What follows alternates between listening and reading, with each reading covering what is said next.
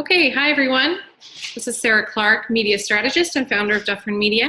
Today I'm going to do a quick video summary of the workshop that I hosted yesterday. I'm doing a series of 6 workshops, which are all covering the foundations of social media and websites for your business, small business, nonprofit organization, solopreneur, blog, whatever you're interested in learning about. So, I'm going to go through the topics that we covered in our workshop yesterday and explain in summary what we discussed. So the first thing that we talked about was what is a website domain. So if you Google what is a website domain, you're going to come up with a really confusing definition. A domain name is an identification string that defines a realm of blah, blah, blah. What is a domain? Let's keep it a little bit more simpler than that. Domain name is the www.dufferinmedia.com. I have the ownership of dufferinmedia.com on the internet. It's kind of like buying a land title. Gives me the right to use that website address for my website, my email. It basically gives me the rights to that name. So it might be that yours is www.mybusiness.ca. That is your domain name. And how you secure your domain name is through a domain registrar. So just using the site that we use, based on experience, we find GoDaddy has been the simplest and most affordable solution for us. Doesn't mean that other companies aren't just as good, but this is where in GoDaddy you would search for your domain that you want to register to create your online presence. So if, for example, you wanted to start a pet rock business, you could just search for your search term, pet rocks, and it will come up with what domains might be available, and it will give you suggestions based on that. And of course, my website is currently not working. So that is a website domain. And you can get them for approximately, ballparking, and say $10 or $20. It depends per year. So you purchase the rights for a domain for a year. And it depends on the domain register. Namecheap is another one that actually I've heard really good things about. So you purchase it for a year and then you need to renew it, or else you lose the rights to your domain name. So if it's your business and it's your business name, you want to be super careful never to lose your domain rights. So find your new domain name, mypetrock.com as an example. And so it will search the entire internet and all of the different domain registrars to see if mypetrock.com is available. I'm pretty sure it's not going to be. Well, that's funny. mypetrock.ca is actually available. So if you're looking at starting a business like that in Canada, there's kind of a fun domain that you could go after. So that's your domain name. What is your domain name? Once you have your domain name, the next step that you need to know about is website hosting. So website hosting is, the way I explained it last night, is when you purchase a domain, it's like purchasing the title to a land. So now you have land. Now you want to build a website. So you're going to need hosting or a place to store your files. So think of it as the building foundation for your website. You need to have hosting in order to create a website, or in order to have your emails hosted. If you want, Sarah at mypetrock.com, you need to have email hosting for that. So again, we use GoDaddy simply because we found it the most user-friendly and affordable for us and for our clients. So getting hosting, it depends on what you're going to use the hosting for. Normally, we build all of our sites in WordPress. So we create, so before we start a new project, if we're doing it right from the beginning, it's actually really easy because WordPress has a solution where you can purchase WordPress hosting and get a free domain, and everything's kind of bundled in together. But hosting basically is you're renting space in a storage box to hold all of your website files. So the domain is like the right to use your website. The hosting is the place where all the website files would be stored. Next, we talked about SSL certificates. An SSL certificate is what makes the website appear secure in any browser. So if you can see on this browser window is that it says HTTPS. The S means secure. That little lock button on my browser shows me that it's secure. If it was not secure, it would not show the S. If it was not secure, you might actually even get a warning on your browser showing this website is not safe, the certificate cannot be trusted. Also, if you don't have an SSL certificate, you might be negatively penalized by Google. Google recently implemented that change that it was negatively qualifying any business that did not have an SSL certificate. Basically, what an SSL certificate does is it verifies that you are in fact the owner of your domain. And then it attaches a certificate on there proving that and showing that your website's secure. And it used to be that this was just for online stores. That's no longer true. Every single website site should have an SSL certificate. So if you have any questions about that, you can let me know later. And then next, so we talked about website platforms. So I'm just looking at my notes from our discussion. We had great interaction at our workshop last night. Lots of great questions. So I'm just trying to address if I remember any of those that came up. So then we talked about website platforms. So now that you've decided that you want to build a website and create a website, you've purchased your domain, you've purchased your hosting, and now you want to create your website. And there's different solutions out there for creating your website. Our preferred solution is WordPress. Again, just because we found it to be the most versatile and easy to use on our side, great for search engine optimization, lots and lots of templates and plugins and different designs that we can do. Other solutions out there for website platforms, you've probably heard of Wix. Wix actually offers an all-in-one solution. They'll do your domain registration, your hosting, and your website all in one. It is reasonably priced. However, I have had clients that we've had to move off of Wix because the customer support was very poor and it wasn't as user-friendly as they make it out to be. And I actually tried to create a blog in Wix one time, and I'm not gonna lie, it was very frustrating, and I quickly gave up that project and I moved it over to WordPress. That's my personal experience, doesn't mean that you'll have a better one with Wix. The other one that I like that I've been working in lately for some clients is Squarespace. So Squarespace is really easy drag and drop kind of setup, and I think that if you were going into this thinking that you were going to manage the content of your website yourself, I think Squarespace is a good consideration because it is very easy to use. It's very user-friendly. For me, the limitations is that if you want to add anything custom, that's where it gets a little bit tricky. And I found that is one of the downfalls of Squarespace. I can't remember an example of something I was trying to do recently, and it just wasn't available in that system. Whereas I knew in WordPress, if I looked for a plugin, I could easily add it and then set it up in a widget and we'd be ready to go. So that's Squarespace. The other one's Weebly. Weebly is a great platform if you're looking for a free solution. It's also got a fairly reasonably priced other solution. A lot of nonprofit organizations use Weebly.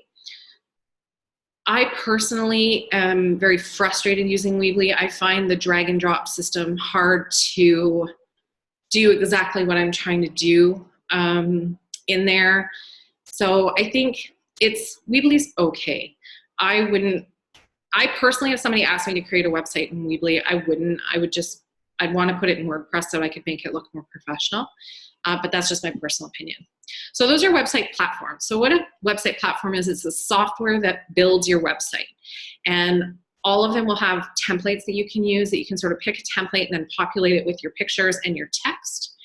So it's just a matter of maybe thinking about what you need out of your website before you decide which platform you want to create it in. Okay, so then we had some fun. This is sort of the final topic that we talked about. No, it's not. second final topic that we talked about in our workshop last night was what makes a good website. So this was kind of fun to explore, and I maybe am not going to show the examples I did last night. So basically what makes a good website, what's a good one that I've seen recently? Ottawa physiotherapy. Okay, I saw a good one in Ottawa recently that I thought was really well done. It was this one.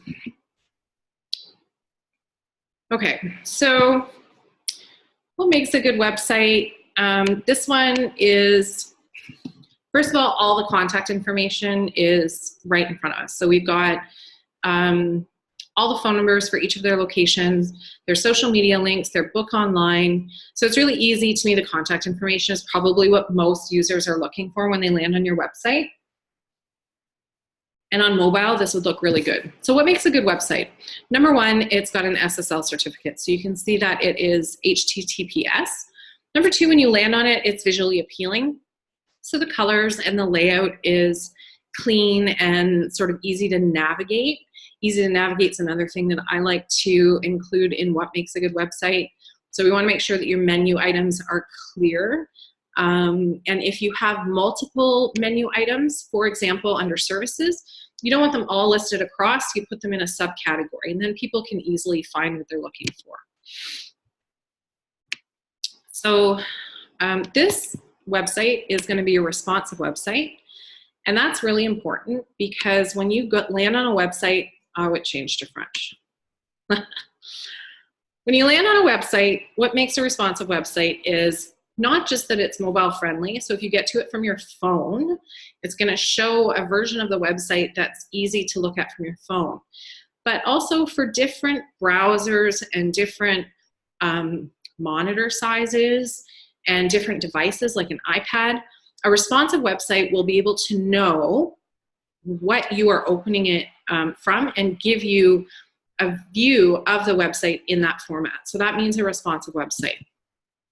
Okay, so I don't want this in French, but that's going to be pretty frustrating. So what makes a good website? The points that I covered was that it has an SSL certificate, it's visually appealing, the information is clearly organized. There's nothing worse than having too much information or information that's hard to find. Good navigation to me is like the menu and the contact information. Everything's really easy to navigate. The contact information is easy to find. I'm a huge fan of having the contact bar at the top with your address, your phone number, your social media links, even an email address right up here on the top would be great. And the social media button, okay, this is the most important thing. The social media buttons link out and they work. So if you're going to a website and you notice their social media buttons are there, but they don't go anywhere, that is a super huge fail. The other thing I've seen recently is that if a website was built a few years ago, it still has a Google Plus button on there. And I'm sorry, but Google Plus hasn't been around for like a year. So that just shows to me that you're not paying attention to the content on your website. Okay, so those are the things we covered in our topics about what makes a good website. Lastly, we covered the benefits of a blog. So you can call this blogging, or you could call this a content strategy. I love when any business, even if you're not a blogger, even if you're a small business or a large business, you have some sort of strategy where you're constantly pushing out content. A blogging strategy fits that needs, and it's a really good strategy for multi-purpose. So when I say creating a blog for your business, I'm going to show you an example of one that we put up recently. And we use our news section. So we call it news, even though it's kind of a blog. So I put up my sale. We have a blog post about our current Dufferin Media Adopt a Charity campaign. And so this is a blog post format because I use WordPress, which the benefits is that, first of all, I now have all of the current information, including a nomination form, on a landing page that I can now use to push this campaign out to social media, as well as email marketing. And guess what? It's also really good for search engine optimization. So a lot of boxes get ticked when you create a blog and you put it up on your website. To me, your website is the asset of your business that you can control. You own it. So you want to give your website as much love as possible, because this is what you have control over. You don't have control over really your Facebook page or your Instagram page. It's more like rented space. Very important still in your strategy, but just think about it tomorrow. If, well, this has happened to businesses everywhere. Facebook business pages used to get amazing organic reach. Now Facebook, at none of our control, decided that they would stop showing that content as much. They've implemented algorithms that even though you post content on Facebook, it doesn't necessarily get seen. If you post content on your website, you have more control over getting it to the right people. So that's why I like blogs as a strategy to create content. You could also create vlogs, so a video blog. You could put it up on YouTube, and then you could multi-purpose it.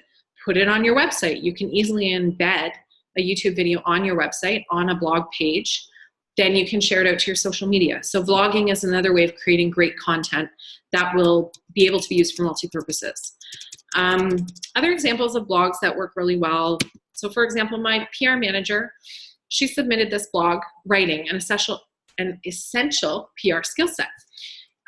So Christine Hahn submitted this, and it's an excellent article if you get a chance to read it. So you can interchange it. You can call it an article or a blog.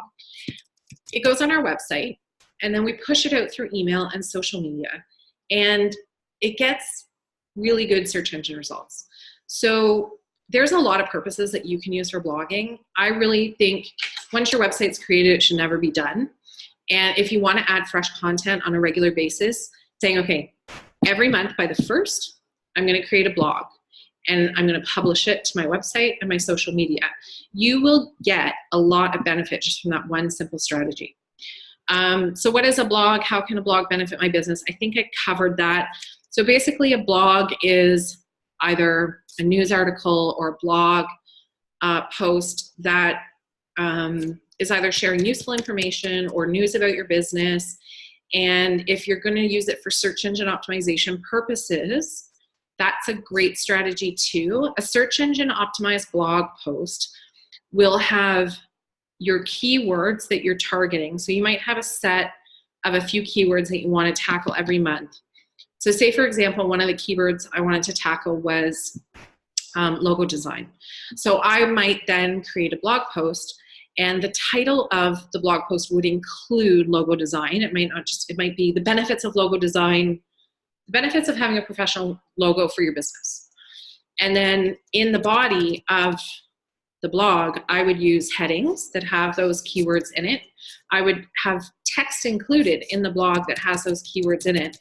And then when you create the blog in the back end of your website system, like in WordPress, for example, you can actually add tags with those keywords.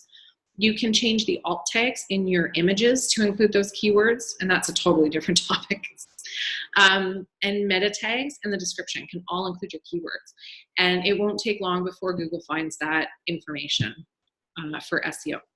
So I think I've covered everything now, guys, that we covered in the workshop last night. So I'm going to sign off and send this out as a summary. And if anybody has any questions, please don't hesitate to let me know.